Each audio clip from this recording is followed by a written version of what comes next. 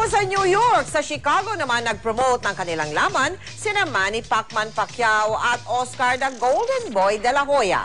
Ang ensayo naman ni Pacman, magandang tinatakbo, kaya wala raw dapat ipag-alala ang mga politikong tutol sa kanyang laban. Maki-time out muna tayo kay Chino Trinidad.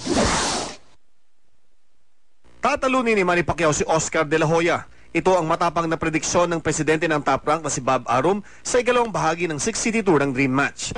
Naniniwala si Arum na ang mabibigat na laban ni Pacquiao nitong nakaraang taon ay sapat na para ihanda ang sarili kontra sa mas malaking si de la Hoya na ayon kay Arum ay bahagya lamang lumaban sa mga nakaraang taon dala na rin ang edad.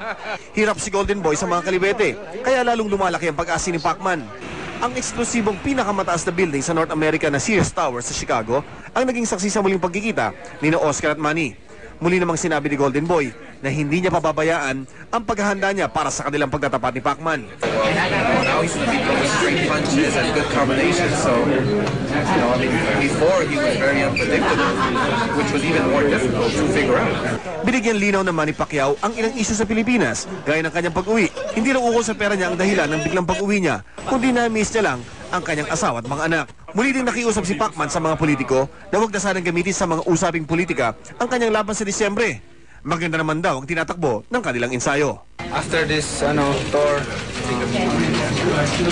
umpisa na kami sa heavy training. Ito yung pinakamahirap na ensayo gagawin namin dahil marami kaming in-apply na different techniques na pwedeng magamit sa fight namin. Chino Trinidad, nakatutok, 24 oras.